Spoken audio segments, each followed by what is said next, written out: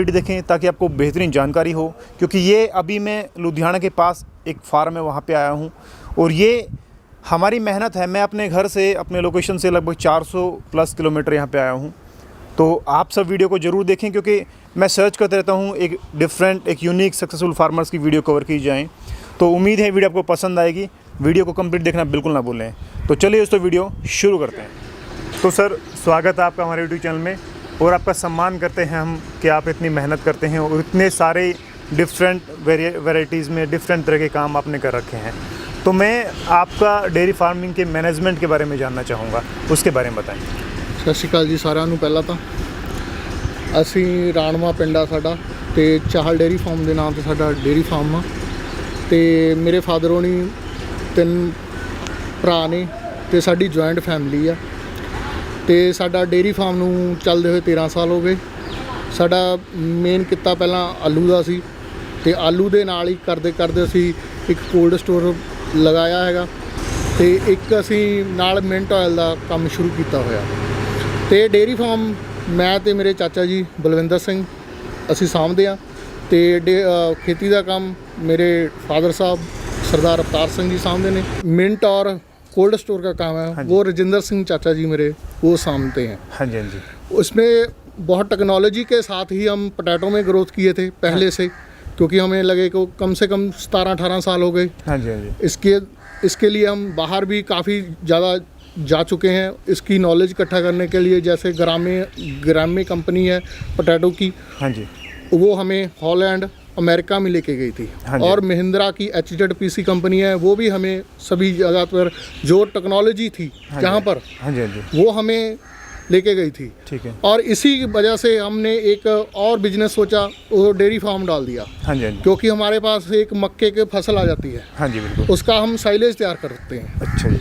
वो जब मार्केट में बेचते थे वो उसका इतना प्रॉफिट नहीं होता था। हाँ जी, हाँ जी। तो हमने सोचा अभी ये गाय का काम ही क्यों ना कर लें। मतलब साइलेज तैयार करके पहले मार्केट में सेल करते थे? नहीं, उसका जो ग्रेन होता है, मक्का होता है, दाना होता है, वो उसको सेल करते थे। ठीक है जी, ठीक है। तो और अभी इससे 13 साल हो गए हमारे डेयरी फार्म को चलते हुए, और हमने आज इतनी अच्छी ब्रीड पैदा कर ली है कि हमारी जो गाय है वो 50, 40, 30 तो तक देती है। जो फलून गाय है वो 30 से 40 तक जाती है। जो सेकंड, थर्ड लैक्टेशन में या फोर्थ लैक्टेशन में चली जाती है, हाँ जी, वो 60-70 पर भी चली जाती है, क्योंकि ये PDFA का रिकॉर्ड है। बिल्कुल। सर, मैं खेती के बारे में जानना चाहूँगा। हाँ जी। आप आलू की खेती कितने एकड़ में करते हैं? सर, हमारा 150 एकड़ में आलू का खेती है। ये सारी ज़मीन आपकी है या फिर इसमें सर 80 किला हमारा घर का है। ठीक है। और हमने लीज पे ले रखी है। ठीक है। सारे 150 एकड़ में आलू है? आलू ही आलू दिखेंगे आपको। ठीक है सर। उस आप स्टोर करते हैं, उसकी कैपेसिटी कितनी है? वो सर 125 गट्टे की उसकी कैपेसिटी है। ठीक है। 1.25 लाख गट्टे की। 1.25 लाख गट्टे की। हाँ जी। तो कहीं बाहर भी आप स्टोर करते हैं या अपना उसमें सफिशिएंट रहता है? नहीं सर, हमारा जो ग्रुप बना हुआ है इसमें हमारे पास 1500 एकड़ ज़मीन है हमारे ग्रुप के पास। ठीक है। वो 1500 किले में खेती करते हैं। ठीक है। और उसका जो आलू होता है वो सारा हम एक ही स्टोर में स्टोर करते हैं। ठीक है जी। और जे हमको ज़रूरत पड़ता है तो और हमारे फ्रेंड सर्कल में हैं जो, हाँ जी, उनके भी स्टोर हैं, उनसे हम मदद ले लेते हैं। ठीक है जी।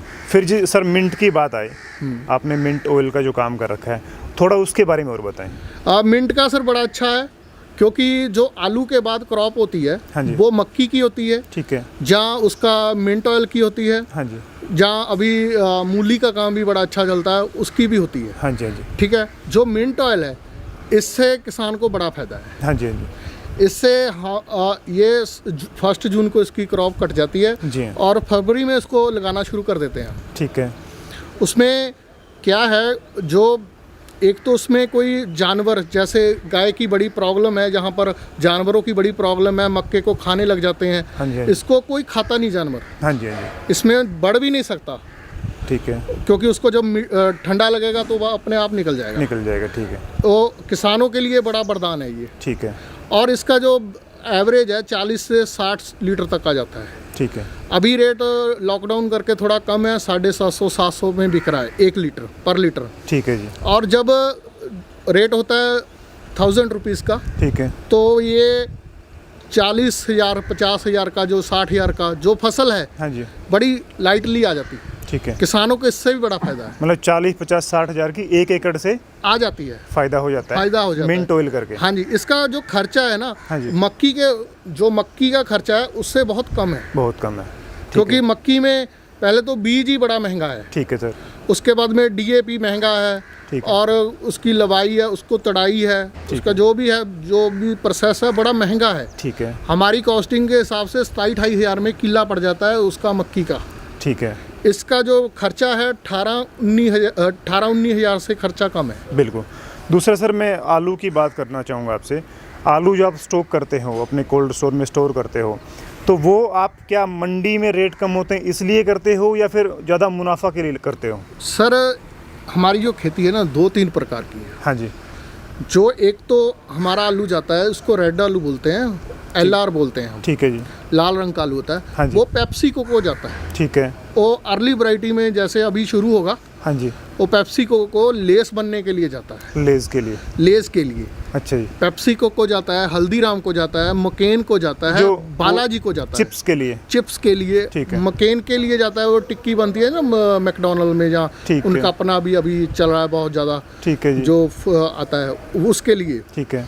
और जो अभी उससे आगे आ जाते हैं हम, हाँ जी। कुछ हम सीड के लिए इंदौर वगैरह जाता है हमारा। हाँ जी। हाँ जी। मंचन पड़ता है, ठीक है। पूना में, वहाँ पर भी जाता है। और उससे आगे जो हमारा स्टोर है, स्टोर में अगले साल के लिए जो बीज रखना है, हाँ जी। इसको स्टोर करते हैं। और एक हमारा नया कंसेप्ट है महिंद्रा का, हाँ जी। उससे ट्यूबर से हम बीज तैयार करके हाँ जी। आगे कंपनी को बेचना है। ठीक है। तो सर, ये जो कंपनियों को बताया, ये सब अपना कॉन्ट्रैक्ट एग्रीमेंट टाई अप हो जाता है? हाँ जी। कैसे? तो इससे भी अच्छा मुनाफा रहता है। बाकी सर आपका जो कंपनी की बात कर रहे हो ना, हाँ जी। जे तो आपका मार्केट में अच्छा चल रहा है आलू का भाव, ठीक है, भाव अच्छा। तभी आपके साथ हैं कंपनी। बिल्कुल। जब उसका रेट कम गया मार्केट में, हाँ जी। हाँ जी। तो आपको भी सत श्री अकाल बोल देंगे। अच्छा, बिल्कुल सही है। उनका साथ जो छोड़ देंगे। एग्रीमेंट है, जैसे अभी मोदी जी के कानून है, हाँ जी। वो बोल रहे हैं ऐसे ऐसे है। हाँ जी। और कंपनी से हम बहुत ज़्यादा बिचड़ चुके हैं। अच्छा जी। जब आपको कंपनी को ज़रूरत है, हाँ जी। हाँ जी। तो वो बड़ा अच्छा आपसे बिहेव करेंगे। बिल्कुल ठीक है। जब कंपनी को नहीं ज़रूरत, तो आपसे थोड़ा पीछे हटने की कोशिश करेंगे। बिल्कुल सही है। तो मतलब अगर मार्केट में अगर अच्छे रेट है तो मार्केट में सेल करो, हाँ, और कंपनी अच्छे दे रही तो कंपनी को सेल करो। सेल कर दो। और मेरे ख्याल से आप स्टॉक कर लेते हैं 1-2 महीने के बाद, तो रेट अच्छे आ ही जाते हैं।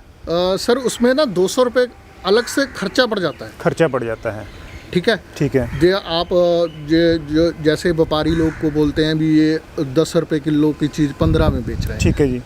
क्योंकि उसमें थोड़ा वेस्टेज भी जाना है। ठीक है। और उस पर 200 रुपये का पहले ही खर्चा पड़ गया। ठीक एक है। बैग पे 100 रुपये का खर्चा पड़ गया। ठीक है। कोल्ड स्टोर का जो ठीक- किराया है। ठीक है जी। ठीक है, 200 का खर्चा पड़ गया। ठीक है। जी आपने उसने 1000 रुपये लेके 800 में लेकर खरीद कर रखा है, हाँ जी। तो 1000 में पड़ गया। ठीक है। 2-3 किलो उसका खराब भी हो जाना है, ठीक है। वही 1100 में पड़ गया। ठीक है। चलो, हम कहते हैं व्यापारी को भी कुछ बचना चाहिए। मतलब उससे अगर आप उसी समय सेल करते हैं तो उससे ज़्यादा मुनाफा है स्टॉक करने का, स्टोर सर करने का। ये आगे आगे की मार्केट से डिपेंडेड है। ठीक है। जैसे मार्केट अच्छी हो जाती है, हाँ जी। तो बड़ा मुनाफा हो जाता है, कई ठीक बार कम भी जाती है ना, लॉस नहीं होता है? लॉस होता है। लॉस भी होता है। तो सर, अभी मैं बात करना चाहूँगा आपके डेयरी फार्मिंग के बारे में। कितने एनिमल्स आपके पास अभी हैं? सर हमारे पास नियर अबाउट 130 जानवर हैं, 130 जानवर हैं, 130 हैं। क्योंकि बड़े छोटे मिला के सब 130 हो जाते हैं। Pregnant non pregnant. मिल्किंग पे कितने हैं अभी इस टाइम पे? मिल्किंग पे सर अभी 50 जानवर हैं। 50 जानवर हैं। 50 एनिमल्स आपके पास मिल्किंग के लिए हैं। हाँ जी। अच्छा जी, मिल्क प्रोडक्शन कितना है कुल? मिल्क प्रोडक्शन सर हमारे पास अभी 1500 लीटर हो जाता है, किसी टाइम 1550 हो जाता है। हाँ जी। हाँ जी। इस पे ही बीच बीच चलता रहता है। एवरेज में ही चलता रहता है। एवरेज में चलता है, 33 की एवरेज अभी भी चल रही है। रेट का मैं जानना चाहूँगा सर, कितने रेट में सेल होता है? कौन सी कंपनी लेके जाती है? सर अमूल को हमारा दूध जा रहा है ठीक है। अभी 33-34 का रेट, जो वेरिएशन SNF और फैट के हिसाब से आता है, हाँ जी। उसी से चल जाता है। सर मैंने बाकी डेयरी फार्म में अभी हाल ही में जो वीडियो कवर किया है, उन्होंने शायद 31 के आसपास रेट बताया। आपको ज़्यादा रेट मिलते हैं या कुछ रीज़न है, क्या वजह? इसका सर एक तो क्वालिटी रीज़न है, अच्छा जी। एक क्वांटिटी रीज़न। ठीक है। दोनों चीज़ों के साथ है, क्योंकि जो आम डेयरी में दूध जाना है, हाँ जी। उसमें तो किसी ने 10 किलो बेचना है, किसी ने 20 किलो बेचना है, किसी ने क्विंटल बेचना है। ठीक है। हमने कंपनी को सीधा एक टाइम का 800 लीटर दे देना है, ठीक है। और दोनों टाइम का 1600-1500 लीटर देना है। बिल्कुल ठीक है। वो हमें उनको थोड़ा थोड़ा इकट्ठा करने से ये होता है भी वो एक जगह पर सारा इकट्ठा मिल जाता है। बिल्कुल ठीक है। हाँ जी। और क्वालिटी में कैसे आप, मतलब आपकी क्वालिटी आप ये सोचते हैं कि ज़्यादा बढ़िया है बाकी जो छोटे फार्मर्स या फिर अन्य फार्मर्स की तुलना में? वो सर ऐसे होता है ना, जो कई कंपनी है अफ्लाटॉक्सिन चेक करती हैं दूध में। अच्छा जी। जैसे नेस्ले है हमारे, हम उनके पैमानों पर ही हमारे जानवरों को फीड डालते हैं, टॉक्सिन माइंडर देते हैं। ठीक है। और जो सेल काउंट है, हाँ जी, सोमैटिक सेल काउंट है, हाँ जी, वो हम 3 महीने के बाद में गाय का करवाते हैं। ठीक है जी। उससे ये हमारा दूध जो कमता है, 1 ही लख्त दूध कम कर गई गाय, हाँ जी, उससे हमारा पता चल जाता है इसका सोमैटिक सेल काउंट बढ़ रहा है। हाँ जी, हाँ जी। और उससे हमारा जो समाधान हमने करना होता है उससे पहले कर लेते हैं, उससे हमारा एवरेज मेंटेन रहता है, मेंटेन रहता है। और दूध की क्वालिटी, टॉक्सिन फ्री दूध, हाँ जी, जो अफ्लाटॉक्सिन फ्री दूध देते हैं हम, हाँ। दूध में इसका बड़ा रोल है, ठीक है, क्योंकि काफ़ी बीमारी इससे भी लगती है। ठीक है जी। और इसको हम फ्री तो देते ही हैं, बिल्कुल। उसके बाद में जो एंटीबायोटिक फ्री दूध देते हैं, एंटीबायोटिक फ्री दूध देते हैं। हाँ, ठीक है जी। क्योंकि एंटीबायोटिक जो जिसको गाय को लगता है वो हम दूध डेयरी में नहीं डलते, अच्छा। जो अपने कंपनी में नहीं जाता, ठीक है जी। उसको हम वैसे ही रख लेते हैं। ठीक है। क्योंकि वो कहीं डाल देते हैं दूध, खेत में डाल देते हैं, कहीं डाल देते हैं, क्योंकि जिसने पीना है हाँ जी, वो भी हमारे जैसे ही है। बिल्कुल ठीक बात है। ठीक है। और हम ऐसे करते हैं क्योंकि सब क्लिनिकल मास्टाइटिस काफ़ी हो जाती है, हाँ जी, हाँ जी, उसके लिए हम हफ्ते पे हाँ जी। CMT टेस्ट करते हैं। ठीक है। दूध का टेस्ट होता है, जैसे ही वो दूध चेक करते हैं, हाँ जी, उसमें यूनिवर्सिटी से हमें मिलती है, किट मिलती है। हाँ जी, कई कंपनी की है, मैं कंपनी का नाम नहीं लूँगा, लेकिन यूनिवर्सिटी से जो हमें किट मिलती है हम उससे करते हाँ हैं। जी। बड़ी सस्ती है, 50 रुपये की एक 500 ml की बोतल देते हैं। हाँ जी, हाँ जी। उसमें थोड़ा थोड़ा डलना है, कोई ज़्यादा नहीं डलना है। ठीक है। उससे हमारा दूध भी मेंटेन रहता है और क्वालिटी भी मेंटेन है। Quality। थोड़ा इसमें घुस के और मेहनत करके हाँ जी। हमें ज़्यादा पैसा मिलता है। देखिए सर कि ये इतनी ज़्यादा इन्फॉर्मेशन लिए बैठे हैं, इतना बेहतरीन काम मेरे को सही समझ में आया। इसको बोलते हैं इंटीग्रेटेड मॉडल। सरकार किस तरह से करती है बात अलग है, लेकिन इन्होंने अपने हिसाब से कर रखा है। इनकी डिटेल्ड वीडियो डेयरी फार्मिंग की, मिंट ऑयल कंपनी की, मिंट ऑयल मशीनों की, इनकी सारी की सारी, इनकी जो आलू स्टोर है, स्टोरेज की डीपली इन्फॉर्मेशन, सभी तरह के जो भी ये काम करते हैं मैं कोशिश करूँगा अगले पार्ट्स में, अगली वीडियोज़ में कवर करूँगा। अब तक वीडियो आपने देखी, वीडियो अच्छी लगी तो लाइक और शेयर करना बिल्कुल ना भूलें। तो सर आपका बहुत बहुत धन्यवाद, थैंक यू वेरी मच। तो दोस्तों, वीडियो को आपने यहाँ तक देखा तो लाइक शेयर ज़रूर करें, क्योंकि बहुत बेहतरीन वीडियो हम आगे बनाने वाले हैं। कोशिश करते हैं आप लोगों तक बेहतर जानकारी शेयर की जाए। तो दोस्तों, वीडियो देखने के लिए बहुत बहुत धन्यवाद, थैंक यू वेरी मच।